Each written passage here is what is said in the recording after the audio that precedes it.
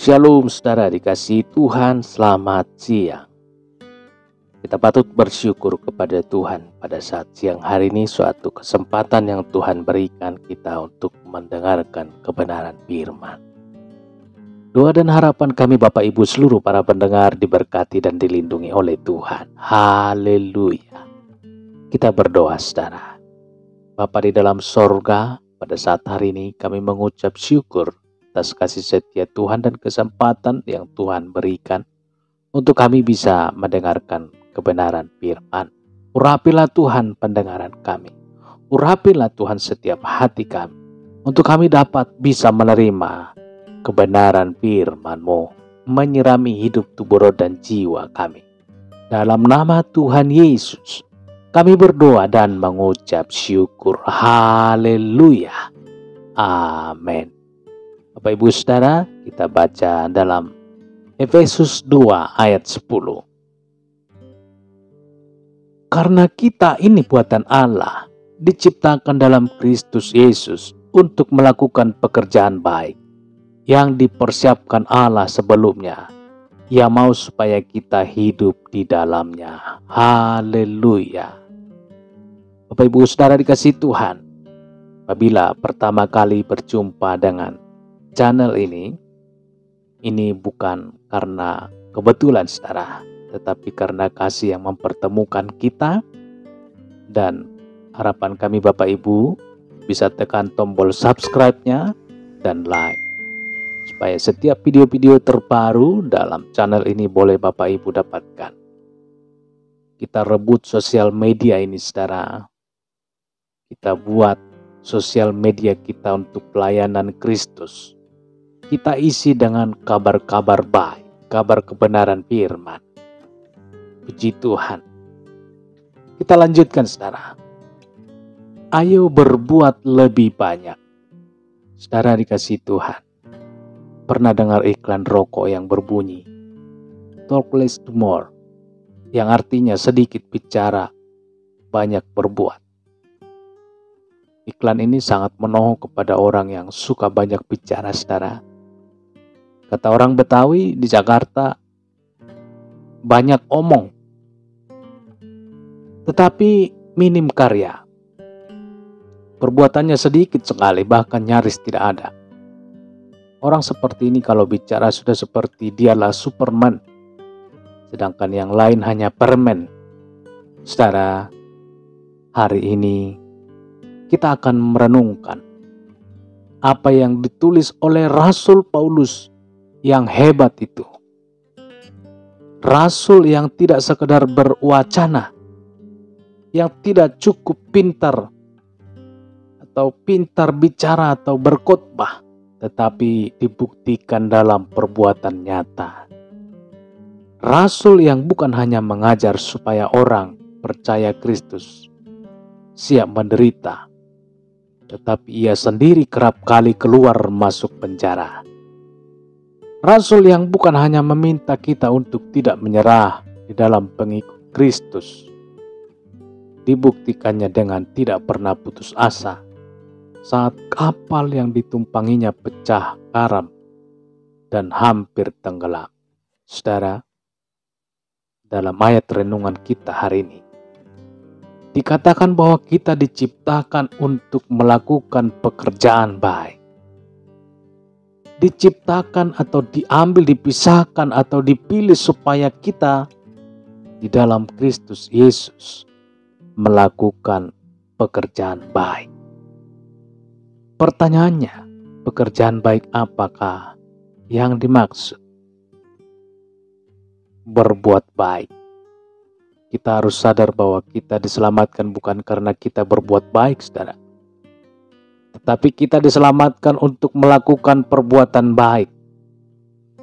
Memang firman berkata bahwa perbuatan baik tidak pernah bisa menghasilkan keselamatan, melainkan seharusnya dari keselamatan yang kita sudah terima, yang kita terima gratis dari Tuhan, harus berbuah perbuatan baik, saudara. Karena kita sudah diselamatkan, maka kita wajib berbuat baik. Saudara, Hafal ayat-ayat Alkitab tidak menjamin kita bisa berbuat baik. Hafal ayat-ayat Alkitab tidak menjamin kita bisa berbuat baik, saudara. Ikuti pembicaraan Yesus dengan ahli Taurat dalam Lukas 10 ayat 25. Pada suatu kali berdirilah seorang ahli Taurat untuk mencobai Yesus, katanya, "Guru, apa yang harus kuperbuat untuk memperoleh hidup yang kekal?" Lalu jawab Yesus, saudara, dalam Lukas 10 ayat 26-nya. "Apa yang tertulis dalam hukum Taurat? Apa yang kau baca di sana?" Ayat 27-nya. "Kasihilah Tuhan Allahmu dengan segenap hatimu, dan dengan segenap jiwamu, dan dengan segenap kekuatanmu, dan dengan segenap akal budimu, dan kasihilah sesamamu manusia seperti dirimu sendiri," kata Yesus. Ayat 28, saudara. Jawabmu itu benar. Perbuatlah demikian, maka engkau akan hidup. Dari percakapan ini, saudara, kita tahu bahwa sang ahli kitab Taurat sangat menguasai kitab sucinya. Terbukti ia bisa mengutip dengan benar hukum yang utama, yang merangkum semua hukum-hukum yang ada. Namun apa yang terjadi selanjutnya? Ketika ia diminta melakukan apa yang diketahuinya, ia malah berkelit, saudara.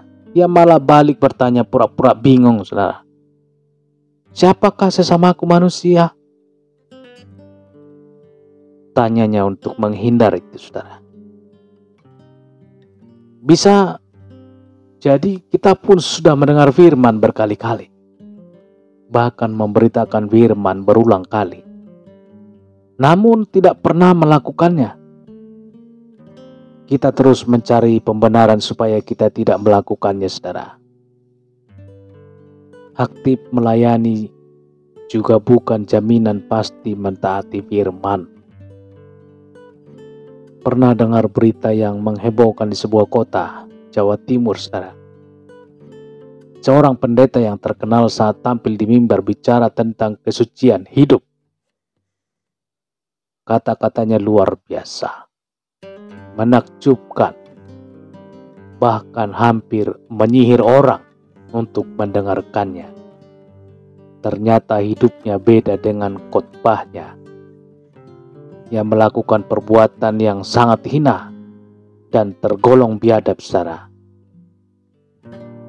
Ia meniduri anak sekolah minggu sejak umur 11 tahun hingga 25 tahun. Putri mungil yang dipercayakan kepadanya untuk dididik mengenal Tuhan, hidup dalam kebenaran firman, malah dihancurkan hidupnya, masa depannya juga dihancurkan. Begitu sering kita mendengarkan kisah sedih dan memilukan seperti ini, saudara. Berbuat baik memang tidak semudah mengucapkan. Jadi siapa yang harus kita teladani dalam berbuat baik? Jangan manusia, kita bisa kecewa, saudara. Pandang Yesus saja, manusia sejati sekaligus Tuhan yang sejati. Hidupnya memberi pelajaran yang sangat berharga, sangat mulia dan penuh kesucian. Sepanjang umur hidupnya yang dilakukan selalu berbuat baik, menabur kebaikan, membuat orang lain bahagia. Itulah yang diperbuat Yesus, saudara. Walaupun singkat umurnya, hanya 33,5 tahun di bumi ini, tetapi telah menorehkan goresan-goresan kebaikan dalam kehidupan banyak orang yang dijumpainya, saudara. Itulah sebabnya Mahatma Gandhi, bapak bangsa India, berkata, seandainya Yesus hidup di India, sudah lama bangsa India tersungkur di kaki Yesus. Saudara, kita camkan dalam-dalam kata indah ini dalam hal berbuat baik. Boleh lelah, tapi jangan menyerah. Boleh menangis, tapi jangan pesimis. Boleh sedih tapi jangan menjadi pedih. Apapun boleh asal jangan berhenti menjadi orang baik. Terpujilah Tuhan. Kita berdoa. Bapa di dalam sorga, terima kasih Tuhan, kami sudah mendengarkan kebenaran firman-Mu yang menguatkan hati dan pemikiran kami. Untuk kami tetap berjalan dalam kebenaran firman Tuhan. Tuhan Yesus, kami berdoa, kuatkanlah iman percaya kami. Seluruh para pendengar yang mendengarkan renungan ini, Tuhan. Kuatkan hati dan pemikiran kami, iman percaya kami kepadamu. Untuk kami selalu berharap, untuk kami selalu mengandalkan Engkau di dalam setiap langkah hidup kami. Baik di dalam keluarga kami, dalam pekerjaan kami. Tuhan Yesus, tutup bungkuslah seluruhnya. Anak-anak, cucu, oma, opa, seluruh keluarga kami lepas keluarga yang mendengarkan. Tutup bungkuslah dengan kuat kuasa darah Yesus. Pagari kami dengan malaikat-Mu dan berikan kami kesehatan, sukacita, damai sejahtera. Dan begitu juga hamba berdoa untuk para pendengar. Apabila ada yang mengalami sakit, Tuhan, tangan kasih Tuhan yang terulur bagi tubuh yang sakit, sehingga yang sakit disembuhkan. Dalam nama Tuhan Yesus Kristus, yang sakit disembuhkan. Haleluya. Tuhan, terima kasih. Begitu juga para pendengar dimanapun berada yang mengalami beban berat, permasalahan, pergumulan hidup. Biarlah Tuhan yang memberikan jalan keluar, jawaban yang pasti, untuk kami bisa melewati dengan sukacita yang daripada sorga. Puji hormat dimuliakanlah Tuhan pada saat hari ini, kekal untuk selama-lamanya. Haleluya. Amin.